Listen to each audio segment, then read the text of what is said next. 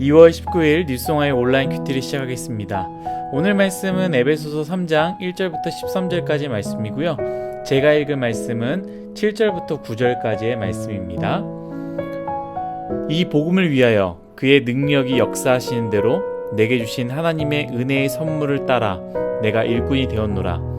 모든 성도 중에 지극히 작은 자보다 더 작은 나에게 이 은혜를 주신 것은 측량할 수 없는 그리스도의 풍성함을 이방인에게 전하게 하시고 영원부터 만물을 창조하신 하나님 속에 감추어졌던 비밀의 경륜이 어떠한 것을 드러내게 하려 하심이라. 아멘. 오늘 여러분들과 함께 나눌 큐티의 주제는요, 소명의 의미는 생명을 부르셨다는 의미입니다. 소명의 의미는 생명을 부르셨다는 의미입니다. 사랑하는 뉴송아 여러분, 여러분들은 소명, 부르심이라고 하죠. 하나님의 소명을 받았습니까? 부르심을 받았습니까? 오늘 말씀은 바울의 부르심, 바울의 소명에 대한 이야기인데요. 7절 한번 읽어보도록 하겠습니다. 이 복음을 위하여 그의 능력이 역사하시는 대로 내게 주신 하나님의 은혜의 선물을 따라 내가 일꾼이 되었노라. 무엇이 되었냐고요? 일꾼이 되었다라고 합니다. 어떤 일꾼입니까? 이 복음을 위한 일꾼이 되었다고 합니다. 실제로 바울은 일평생 복음을 위한 일꾼이 되어서 최선을 다해 살아갔습니다. 우리가 잘 아는 것과 같이 참 쉽지 않은 길이었습니다. 바울은 복음을 위해 그 일꾼의 일을 감당하기 위해 여러 번 죽을 뻔한 위기를 경험했고요. 심지어 그 여러 번 일을 당했음에도 불구하고 끝까지 그 일들을 감당했습니다. 왜냐하면 그것이 바로 바울의 소명이었기 때문입니다. 앞에서 여러분들에게 질문했는데요. 다시 질문으로 돌아가서 여러분들은 하나님께 소명을 받았습니까? 저는 개인적으로 소명이라는 것, 이 소명이라는 의미를 우리가 창조된 목적을 깨닫는 것이 소명이라고 생각합니다. 나라는 존재, 김민환이라는 존재가 이 세상에 존재하는 그 이유를 깨닫는 것이 바로 소명이라는 것이죠. 단순히 직장을 이야기하는 것은 아닙니다. 전공을 이야기하는 것도 아닙니다. 존재의 이유를 깨닫는 것, 그것이 바로 소명을 발견하는 것입니다.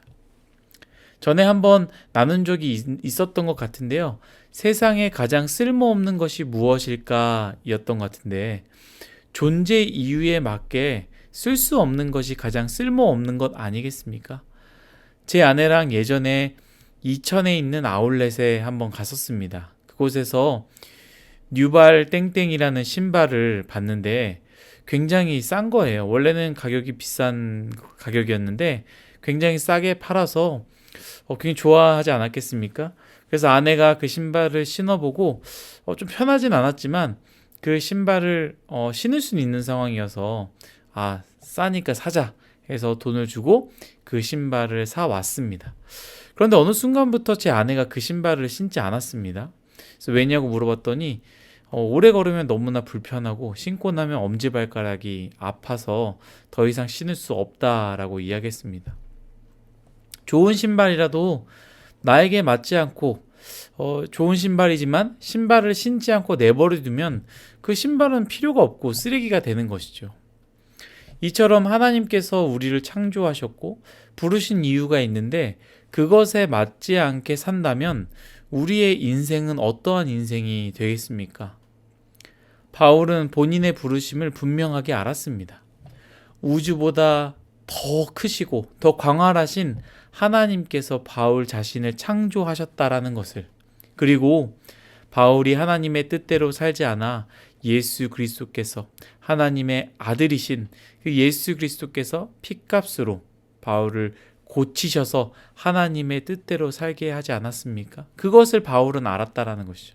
바울은 그것이 감사해서 이렇게 고백합니다. 8절입니다. 모든 성도 중에 지극히 작은 자보다 더 작은 나에게 이 은혜를 주신 것은 측량할 수 없는 그리스도의 풍성함을 이방인에게 전하게 하시고. 아멘. 그래서 바울은 그 길이 힘들고 어려워도 하나님께 쓰임받는 소명의 길을 기쁨으로 걸었습니다. 제가 오늘 주제를 소명의 의미로 잡았는데요. 전에 농아인 사역을 하는 교회에 한번 갔고요. 그 농아인 사역에서 하고 있는 커피숍 운영했던 그 사역이죠. 그 커피숍에도 갔습니다. 그 커피숍은 정말로 농아인이 직접 커피를 내려주고 하는 곳인데 잠깐 수화를 배우는 시간이 있었습니다.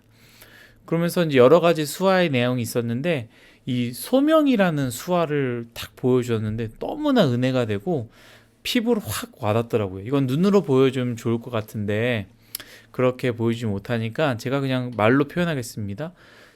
손으로 목을 긋습니다. 이렇게 죽는 것처럼 목을 긋고 두 손으로 위로 올리는 행동을 바로 소명이라고 했습니다. 손으로 목을 긋고 그 다음에 두 손을 위로 하늘로 올리는 이것을 바로 소명이라고 했습니다. 부를 소, 목숨 명입니다. 교회에서 많이 쓰는 단어라 아무 생각 없이 사용했던 것 같은데 그냥 부르심이라고만, 콜링이라고만 들었었는데 그 수화를 보니 그 의미의 무게를 확실하게 알았습니다. 여러분들의 생명을 부르신 것이죠.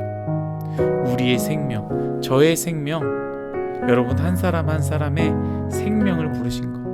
이 말이 맞는 것 같은 것이 갈라디아서 2장 20절에 이러한 말씀이 있습니다. 내가 그리스도와 함께 십자가에 못 박혔나니 그런즉 이제는 내가 사는 것이 아니요 오직 내 안에 그리스도께서 사시는 것이라.